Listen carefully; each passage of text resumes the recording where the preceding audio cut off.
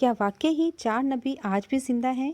वो कौन हैं, कहाँ हैं और क्या कुरान और हदीस में इसका जिक्र मिलता है? आज हम इसी हकीकत को एक्सप्लोर करेंगे, so watch till the end.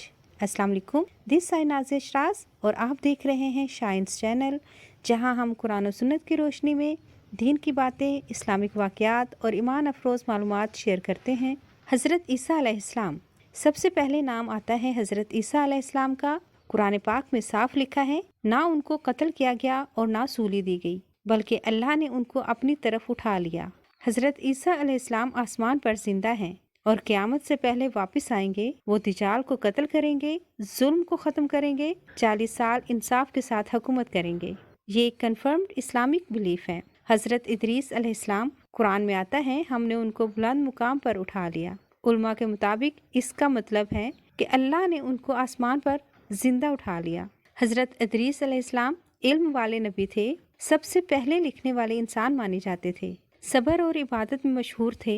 लेकिन याद रहे, इस पर उलमा में इख्तलाफ भी है। हज़रत इलियास अलैहिस्सलाम, हज़रत इलियास अलैहिस्सलाम का जिक्र भी कुरान में मिलता है। कुछ रवायात के मुताबिक वो भी जिंदा हैं और दुनिया में कहीं मौजूद हैं, मगर कई बड़े उलमा का कहना है कि उनकी वफ़ात हो चुकी है, इसलिए इस बात पर पूरी उम्मत का इत्फाक नहीं है। हज़रत खिज़्र अलैहिस्सलाम, हज़रत खिज़्र अलैहिस्सलाम का वाक़या हज़रत मूसा अलैहिस्सलाम के साथ मशहूर है। उन्हें अल्लाह ने स्पेशल नॉलेज दिया था, जिसे इल्मे लदूनी कहा जाता है। अक्सर रवायात के मुताबिक वो भी जिंदा हैं, मगर फिर से याद रहे, इस मसले पर भी उलमा में मुख्तलिफ राय पाई जाती है। सिर्फ हज़रत ईसा अलैहिस्सलाम का जिंदा होना कुरान से क्लियर साबित है। बाकी 3 अंबिया के बारे में रवायात और मुफस्सरीन के अक़वाल हैं और अल्लाह ही बेहतर जानता है। इस्लाम हमें सिखाता है कि हर बात को दलील के साथ समझें, सोचें। अगर अल्लाह ने अपने कुछ पैगंबरों को सदियों तक जिंदा रखा, तो हम अपनी छोटी सी जिंदगी